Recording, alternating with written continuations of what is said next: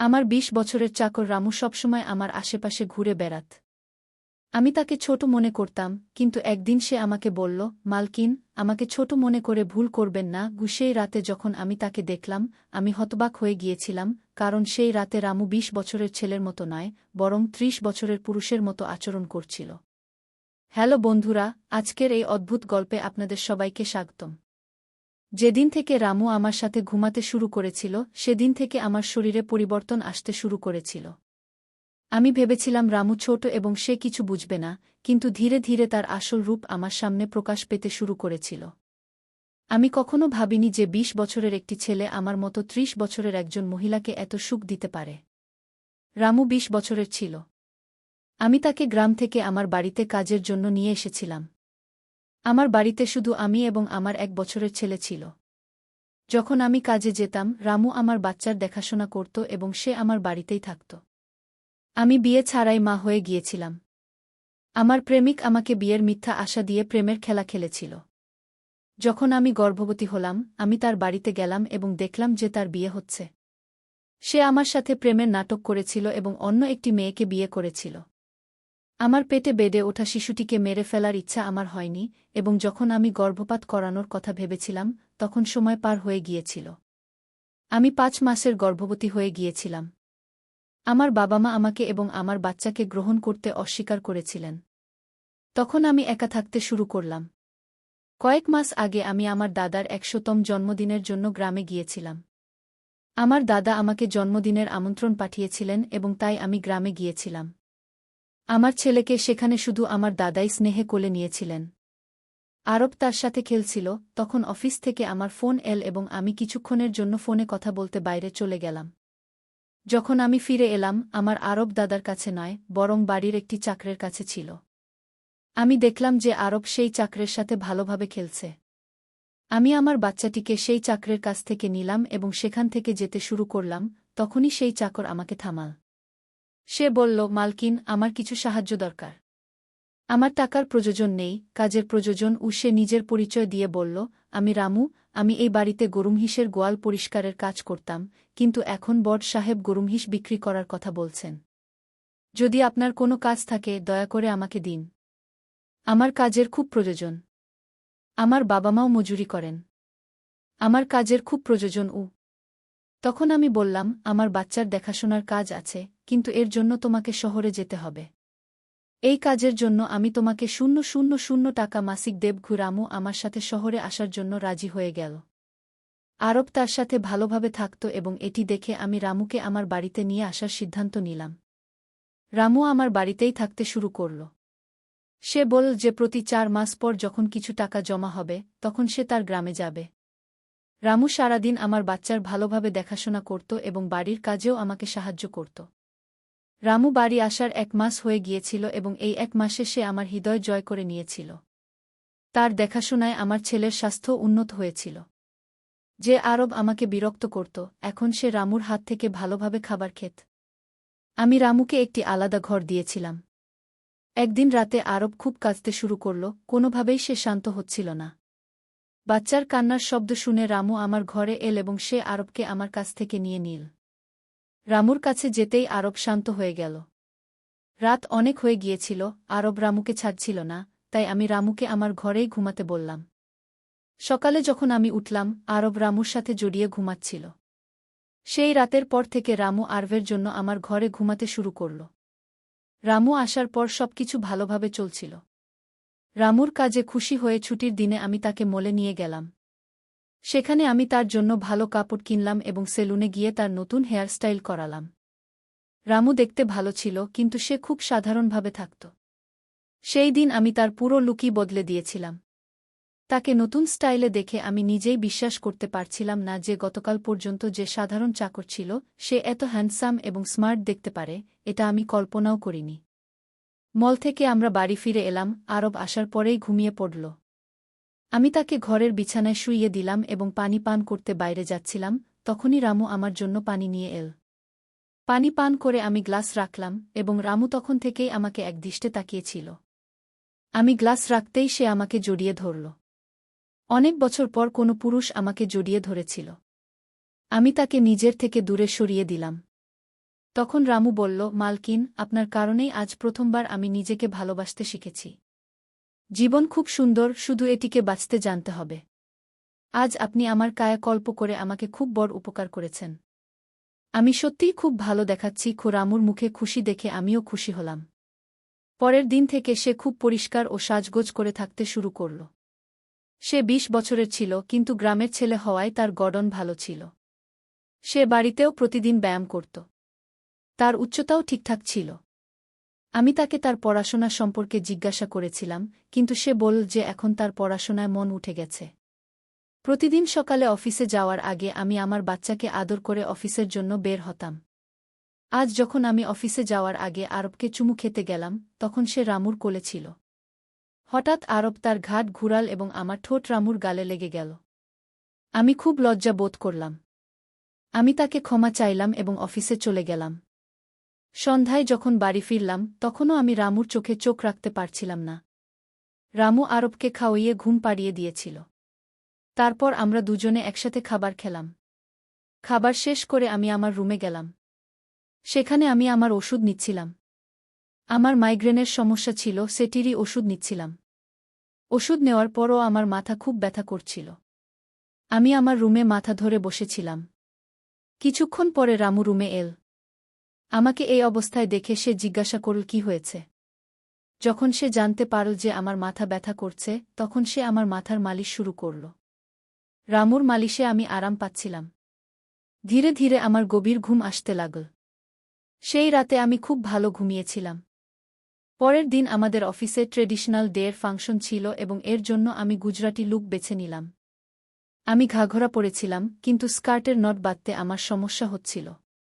তখন আমি রামুকে রুমে ডাকলাম এবং তাকে নট বাঁধতে বললাম।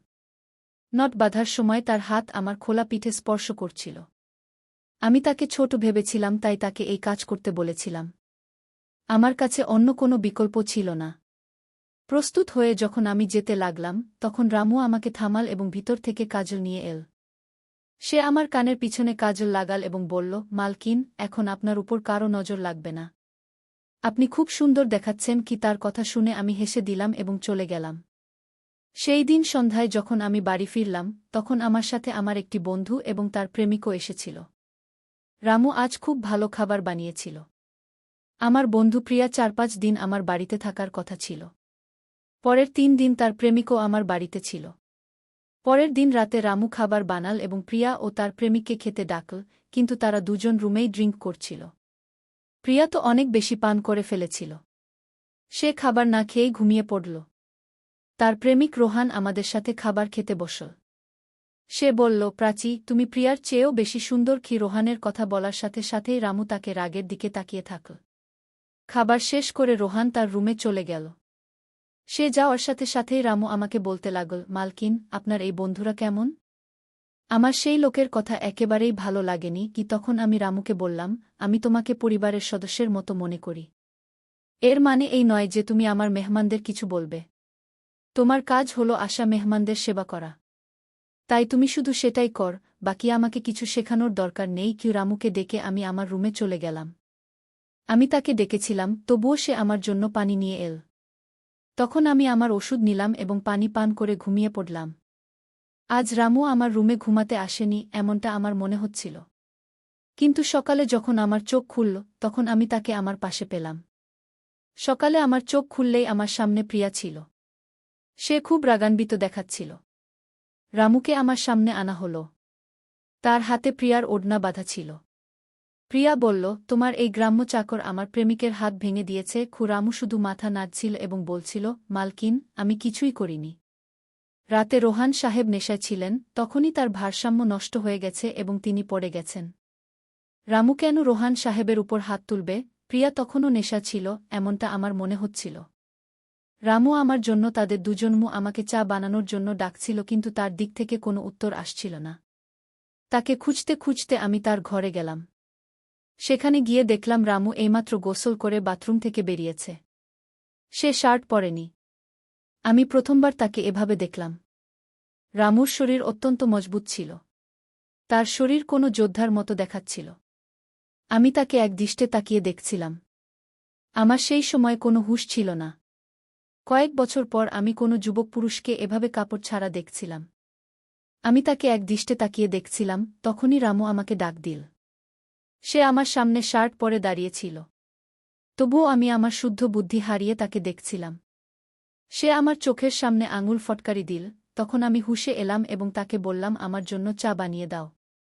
আজ বাড়িতে থাকায় নিজের স্কিন কেয়ার করার কথা ভেবেছিলাম, তাই দুপুরের সময় আমার ঘরে আমার পার্লার চালাচ্ছিলাম।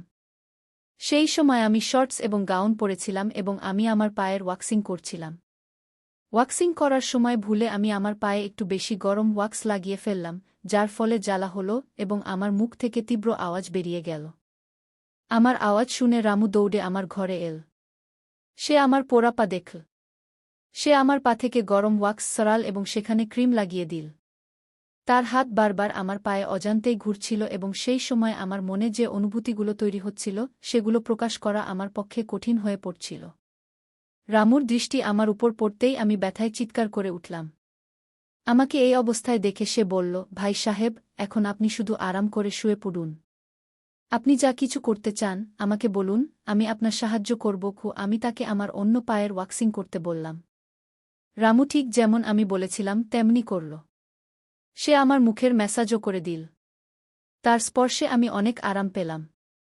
আজকের ছুটির দিনটি আমার জন্য আরামদায়ক কাটল। রামুর মধ্যে সব গুণ ছিল। সে কোনো কাজেই পিছিয়ে ছিল না। আজ রাতে আমি তাকে আমার ঘরে ঘুমাতে মানা করে দিলাম। দিনভর আমি বাড়িতে থাকি না, অন্তত রাতে তো আমার বাচ্চার সাথে একা সময় কাটানো উচিত। প্রতিবার রামুর আশা আমার পছন্দ ছিল না, তাই আমি তাকে ঘরে ঘুমাতে মানা করে দিলাম। এভাবে দিন কাটতে লাগল। কয়েকদিন পর্যন্ত রামু ছাড়া আর রাতে ঘুমাতে পারতাম না, কিন্তু ধীরে ধীরে সে কান্না বন্ধ করে দিল। আমি আমার ভেতরে কিছু পরিবর্তন অনুভব করতে শুরু করেছিলাম। সকালে উঠেই আমার শরীর খুব ব্যথা করতে শুরু করত। হঠাৎ কেন এসব হচ্ছে বুঝতে পারছিলাম না। কয়েকদিনের মধ্যে আমার শারীরিক ব্যথা এত বেড়ে গেল যে বিছানা থেকে উঠতেও ইচ্ছা করত না। তখন আমি অফিস থেকে 1 সপ্তাহের ছুটি নিলাম। কয়েকদিন আরাম করলাম, হয়তো একটু ভালো হয়ে যাব। এখন পুরো সময় আরব রামুর সাথে কাটাতাম। যখন তার ক্ষুধা লাগত সে মাঝে মাঝে আমার কাছে চলে আসত। আজ আমি আমার কোমর ধরে বসেছিলাম। রাতে রামু পানি নিয়ে আমার ঘরে এল। আমার কোমরে হাত দেখে সে বুঝে নিল যে আমার খুব কষ্ট হচ্ছে। রামু বলল, ভাই সাহাব, যদি আপনার কোনো আপত্তি না থাকে আমি আপনার কোমরের ম্যাসাজ করে দিই। আমার কোমর এত ব্যথা করছিল যে আমি তার ম্যাসাজের জন্য হ্যাঁ বলে দিলাম। কিন্তু তার আগে আমি আমার ঘরের লাইট বন্ধ করে দিলাম। ছোট জিরো বাল্বের আলোতে আমার কোমর তাকে দেখা যাবে না, তাই আমি ঘরের বড় লাইট বন্ধ করে জিরো বাল্ব জ্বালিয়ে দিলাম। সে যখন ম্যাসাজ করছিল আমি অনেক আরাম পাচ্ছিলাম। ম্যাসাজ করতে করতে আমার ব্যথা যেন একদম গায়েব হয়ে গেল। ম্যাসাজ করার সময় রামু আমাকে জিজ্ঞাসা করল, ভাই সাহাব, আপনাকে কি আরভের বাবার কথা কখনো মনে পড়ে না? আপনি এত সুন্দর এবং যুবক হয়েও এখনো একা কেন? তার প্রশ্নের আমার কাছে কোনো সঠিক উত্তর ছিল না। আমি তাকে বললাম, সম্ভবত তোমার প্রশ্নের উত্তর আমার কাছে নেই। সেই প্রশ্নে সেখানেই বিরতি পড়ে গেল। রামুর মেসাজে আমি ভালো ঘুমিয়ে গেলাম। পরের 2 দিন পর সেই তারিখ এল যখন আমি আমার প্রেমীর সাথে দেখা করেছিলাম। শেষ পর্যন্ত সেই দিন এসেই গেল। সেই দিন আমি দিনভর নিজেকে কোনো না কোনো কাজে ব্যস্ত রাখার চেষ্টা করলাম, কিন্তু রাতের অন্ধকারে আমার প্রেমীর খুব মনে পড়ছিল। আজ সে আমার সাথে ছিল না, কিন্তু সে আমার বাচ্চার বাবা ছিল। আরবকে দেখে আমার প্রতিদিন তার মনে পড়ত এবং আজ আমি আমার অনুভূতিগুলো লুকিয়ে রাখতে পারলাম না। আমি আমার ঘরে জোরে জোরে কাঁদতে শুরু করলাম। আরব পাশে ঘুমাচ্ছিল, এটাও আমার খেয়াল ছিল না। আমি আজ আমার ওষুধও খাইনি। রামু পানি নিয়ে আমার ঘরে এল। আমাকে কাঁদতে দেখে সে আমাকে পানি পান করাল। যখন আমি শান্ত হলাম তখন সে আমাকে ওষুধ দিল। আমার কান্নার আওয়াজে আরব একটু নড়তে শুরু করল। সে যেন না জেগে ওঠে, তাই রামু আমাকে তার ঘরে নিয়ে গেল। সেখানে গিয়ে আমি তাকে জড়িয়ে ধরে বললাম, এমন মনে হচ্ছিল আমি মনে করেছিলাম যে আমি আমার জ্ঞান হারিয়ে ফেলেছি। আমার কান্নার কারণ শুনে রামুও শান্ত হয়ে গিয়েছিল। সে আমার চোখের জল মুছে দিচ্ছিল। কাঁদতে কাঁদতে আমি তার কাঁধ ধরে ফেললাম। ধীরে ধীরে আমি তাকে আরও কাছে টেনে নিলাম। আমি তাকে বললাম, রামু, আজ রাত আমি তোমার সাথে কাটাতে চাই। তখন রামু বলল, ভাই সাহেব, আমি এখনো ছোট, আমার কিছুই বুঝবে না। তার কথা শুনে আমি তাকে আরও কাছে টেনে নিলাম। সেই রাতে আমি তার ঘরে ছিলাম, কিন্তু সকালে যখন আমি উঠলাম সে আমার পাশে ছিল না। তার শার্ট সেখানে পড়েছিল। যখন আমি বাইরে গেলাম তখন দেখলাম রামু আমার বাচ্চাকে দুধ ও বিস্কুট খাওয়াচ্ছে। আমি আরবের কথা ভুলে গিয়েছিলাম, কিন্তু রামু ভুলে যায়নি।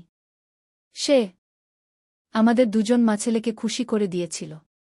রাতের ক্লান্তির পর আমি সকালে দেরি করে উঠেছিলাম। সারাদিন রামু আমার দিকে তাকায়নি। আজ প্রিয়া আমাকে দেখতে বাড়িতে এসেছিল। সে রামুর দিকে তাকায়নি। রামু তাকে পানি দিল এবং ঘর থেকে বেরিয়ে গেল। কিছুক্ষণ কথা বলার পর প্রিয়া চলে যেতে লাগল। যাওয়ার সময় সে আমাকে বলল, যত তাড়াতাড়ি সম্ভব তোমার চাকরকে এখান থেকে সরিয়ে দাও। সে যতটা নিরীহ দেখায় ততটা নয় কি তার কথায় আমি বিশেষ মনোযোগ দিলাম না। প্রতিদিনের মতো রাতে খাবার খাওয়ার পর রামু আমার ঘরে পানি নিয়ে এল এবং আরবকেও ঘুম পাড়িয়ে দিল। আরব আজ বাইরে হোলের দোলনায় ঘুমাচ্ছিল। রামু তার দেখাশোনা করছিল। আমি আমার ঘরের লাইট বন্ধ করে ঘুমিয়ে পড়লাম। কিছুক্ষণ পর আমি আরবের কান্নার শব্দ শুনতে পেলাম। তার কান্নায় আমার ঘুম ভেঙে গেল। আমি উঠতে যাচ্ছিলাম, তখনই তার কান্না থেমে গেল। কিছুক্ষণ পর আমি আমার ঘরের দরজা খোলার শব্দ শুনতে পেলাম। আমি চুপচাপ সব দেখছিলাম। রামু আমার ঘরে এসেছিল। সে আমার কাছে এসে দেখার চেষ্টা করছিল যে আমি ঘুমাচ্ছি কিনা, এবং তারপর সে আমার মোবাইল তুলে নিল। তার এই খোঁজাখুঁজি দেখে আমি দ্রুত ঘরের লাইট চালু করে দিলাম। আমাকে জেগে থাকতে দেখে সে হতভম্ব হয়ে গেল। আমি তার হাত থেকে আমার মোবাইল ছিনিয়ে নিলাম। আমি তাকে বললাম, রামু, এটা কি হচ্ছে? তুমি এ সময় এখানে কি করছ? সে কিছু না বলে চলে যেতে লাগল, কিন্তু আমি তাকে এত সহজে ছেড়ে দিতে চাইলাম না। আমি তাকে সেই ভিডিওটি দেখালাম যেখানে সে প্রিয়ার বয়ফ্রেন্ডের উপর হাত তুলছিল। সেই দিন রোহানের মোবাইলের ক্যামেরা ভুলে চালু ছিল এবং তাদের মারামারি রেকর্ড হয়ে গিয়েছিল। সকালে যখন প্রিয়া আমাকে দেখতে এসেছিল তখন সে আমাকে সেই ভিডিওটি দেখিয়েছিল এবং তখন থেকে আমি রামুকে নজরে রাখছিলাম। রামু, তুমি মিথ্যা কেন বললে? তুমি রোহানের উপর হাত কেন তুললে? তখন সে বলল, যে কেউ তোমার উপর খারাপ নজর দেবে তার সাথে আমি এটাই করব, মালকিন। সেই রাতে যখন রোহান নেশা ছিল সে তোমার ঘরে এসেছিল। সে তোমার সাথে কিছু খারাপ করার চেষ্টা করছিল, আর তাই আমি তার উপর হাত তুলেছিলাম। রামুর কথা শুনে আমি বললাম, ঠিক আছে, আমি তোমার কথা মানি। কিন্তু তুমি আমাকে ঘুমের ওষুধ কেন দিচ্ছিলে? আজ আমি তোমাকে আমার পানিতে ওষুধ মিশাতে দেখেছি। তোমার নজর আমার উপর ছিল, আর তুমি যা চেয়েছিলে আমি তা তোমাকে দিয়েছি। এখন তোমার হিসাব করে গ্রামে চলে যাও। আমার কথা শুনে রামু বলল, মালকিন, আপনি যা ভাবছেন তা কিছুই হয়নি। গত রাতে আমি আপনার সাথে কিছুই খারাপ করিনি। আমি আপনার পানিতে ঘুমের ওষুধ দিয়েছিলাম যাতে আপনি আমার কাছে আসামাত্র ঘুমিয়ে পড়েন, আর আমার আপনার সাথে কিছুই খারাপ করার ছিল না। কিছুদিন আগে আমি আপনাকে রাতে ফোনে কথা বলতে দেখেছিলাম। আমি আপনার কথা শুনেছিলাম। আপনি আবার সেই প্রেমিকের সাথে দেখা করার প্রস্তুতি নিচ্ছিলেন। আপনার দেখা আপনার নিজের বাড়িতেই ঠিক হয়েছিল। আমি এসব জানতাম। আপনি তার সাথে না দেখার জন্য আমি আপনাকে রাতে ঘুমের ওষুধ দিচ্ছিলাম। সেই লোক এখনও আপনাকে ঠকাচ্ছে। সে আপনাকে মিথ্যা বলছে। সে আপনার বাচ্চাকে আপনার কাছ থেকে ছিনিয়ে নেওয়ার জন্য আপনার কাছে আসছে।